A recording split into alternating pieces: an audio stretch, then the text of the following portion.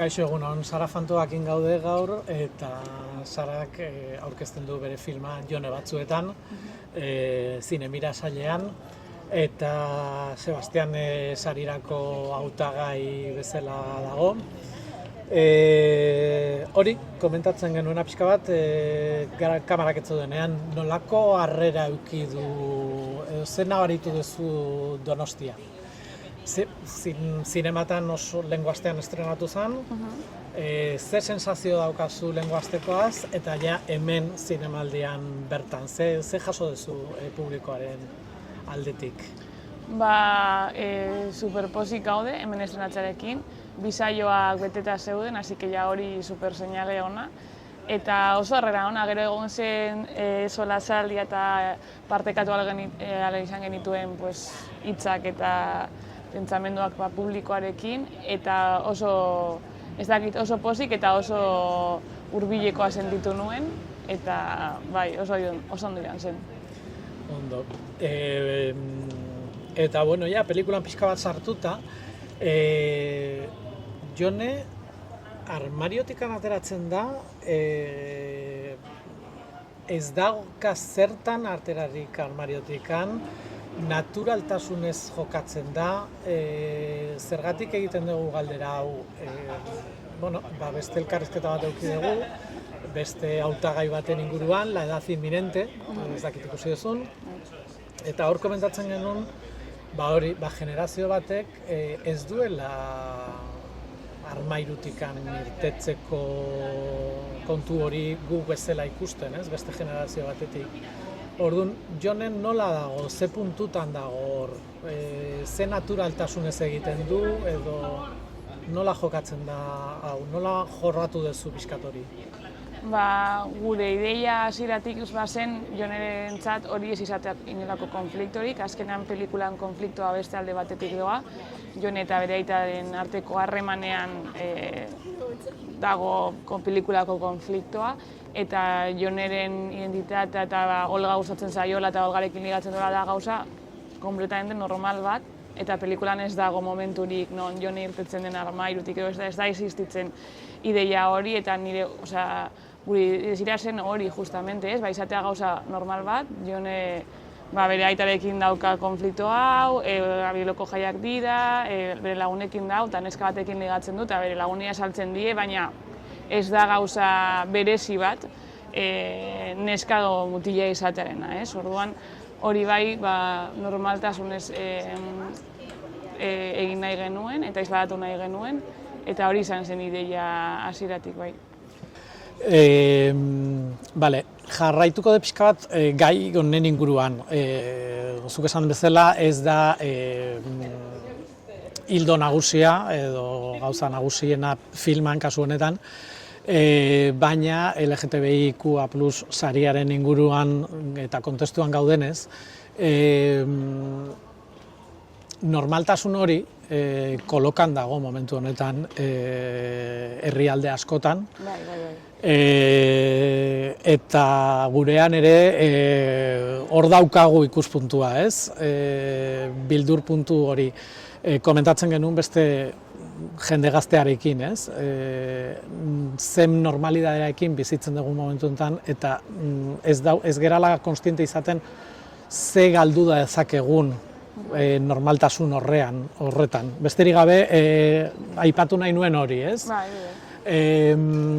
eta kontuen inguruan, kuidados esaten dana, ez zaite hitza ateratzen momentuetan euskeraz, zaintzakin barkatu. Zaintzen inguruan, ze garrantzia dauka zaintza horiek? Nerabetasunean tokatzen zaio Joneri hau, prestatuta gaude, nola egin beharko genuke zaintza hori? Gauza bat, aipatuko dut, nire kasuan pertsonala izan zena, azken borondateena.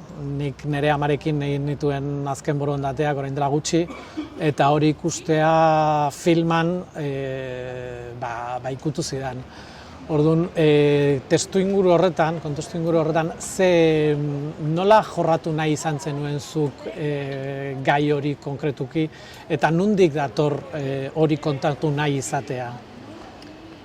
Guretzat garrantzitsu, bai niretzat zein beste gidoilarientzat, azkenan gu Jone baino nagusiagoak gara, eta hasi gara ikusten nola gure gurasoak egiten diren nagusiagoak ez, ni adibidez Bartzelona eta Bilbo artean nagoela apur bat urrun egon naizela, ere sentitzen nuenez, beldur hori ez, ez nago etxean, nire gurasoak momentu baten badoaz nagusitzen, rolak badoaz aldatzen ez, bihurtzen gara pareko pertsonak, ez beste seme alaba ez, zaintzaren ikuspuntutik dinot.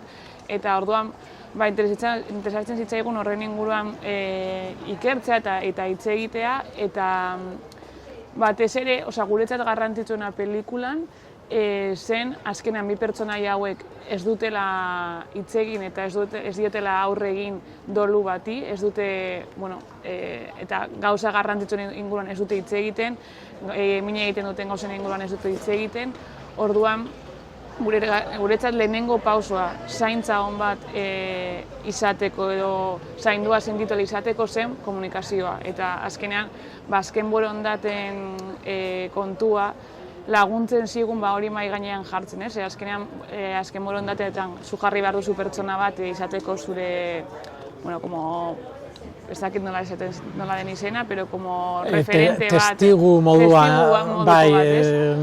figura orain ez dakit nik nire egin dut, baina orain momentuetan ez zait hitza ateratzen, baina figura bat dago borondate horiek aurrera eramango dituena. Orduan, hori pertsonari topatzeko, azkenean ireki behar duzu konbertsazio bat, hitz egin behar duzu horren inguruan, familian ez, hitz egin behar duzu zer iruditzen zaizun garrantzitsua zuri bizitzan, zeintzuk diren zure baloreak ez, eta elkarrizketa horrek uste dut dakarrena dela positiboa, azkenean hitz egiten duzu zu zer behar duzun, besteak zer behar duen, eta horrekin lehenengo pausu hori ez, bata besteari ulertzea eta gauzen inguruan hitz egitea, uste dut dela lehenengo pausu beharrezkoa, zaintzetara aurre egin ahal izateko, ez, modu ez oso mingarri baten, nahiz eta evidentemente gero ekarriko ditu bete beharrak, eta ez da izango prozesu errez bat, ez, baina uste dut hori jarri nahi genuela mahai gainean zen hori, bai. Eta hortaz hitz egiten ari gara, eta gauza oso garrantzitsuak direna bizitzan, kontraste asko ikusi nituen pelikula hortan. Esan nahi dut oso gauza fuertea, beharrezkoa, eta hitz egiten ari gea, zaintzak, azken borondateak, poza, tristezia, amodioa, aita ama, bi personen artean, eta Bilboko festak. Horrek suposatzen duen eromen puntu horrekin, ez? Gauza oso ekstremoak izan daitezkenak, ze azkenean Bilboko festarak ere gauza oso ekstremoa izan daiteke, txosneroaren bizitza edo Marijaiaren agurre esatea, eta bestea, ez? Nola eraman dituzu muturreko gai horiek elkar banatzera, nola landu zenuen hori, edo zergatik egin duzu hori? Azkenean, bai sentimentu fuerteak daude horrez? Guretzat garrantzitsua zen kontraste hori, ze azkenean pelikulan hitz egiten dugu heriotzaren beldurraren inguruan, ez? Bakarrik geratzearen beldurraren inguruan, orduan guretzat interesantea zen hori kontrakoarekin kontra jartzea, ez? Bilboko jaietan dagoen giroarekin dela bizitzeko nahia, posa, desira, ligatzeko desira, denbora guztian jendearekin egoteko desira, ez? Zaude denbora guztian beste pertsonekin, ez? Eta komunitatean, orduan guretzat garrantzitsua zen heriotzaren eta bakardadearen inguruan hitz egiteko guztiz kontrakoarekin kontra jartzea, eta horrek lagunduko zigula Joneren bidea edo Joneren konfliktoa eta Joneren desirak ulertzeko aproposa iruditzen zitzaigun, ez? Bi mundu hauen kontrastea, bizitza, heriotza, bai. Bai. orain esan duzula Joneren desira. Gauza kurioso bat kontatuko dizut taldean atera dena, eta zure iritzia jakin nahi nuen. Ez dakit nola, rekortzituko ez dakit nola planteatu ondo, baina Jonerek desira badauka beste neska batekiko momentu honetan, eta jakin nahi genuen beste neska horrena, naiz gogoratzen personaiaren izena, aktoreak konturatu geha hondartzako eszenan gorputza ateratzen da. Gorputza horretan mantxa batzuk daude. Hau aktorearen, esan nahi dut, kasualitatea izan da, zerbait bilatua izan da gorputz ez normatiboak edo azaltzeko ere bai pantailan, normaltasunez eramateko, hasierako komentatu dugun normaltasun horretara eramateko, kasualitatea izan da, guk ikusi dugun gauza bat izan da, edo benetan bilatua izan da, edo horrela tokatu da.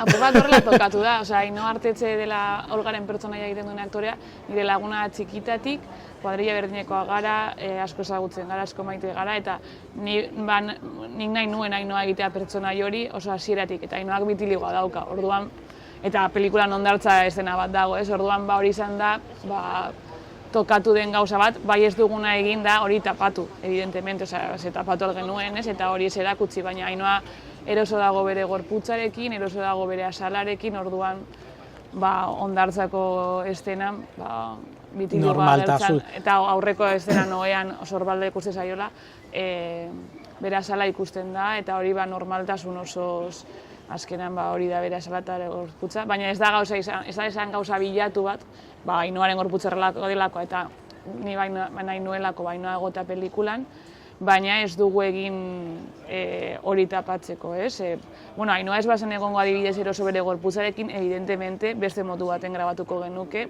bere desira errespetatuz, baina bera dagoen guztiz lasai horrekin, eta gustatzen zaio ere komo hori agertzea, horrela izan zen, bai.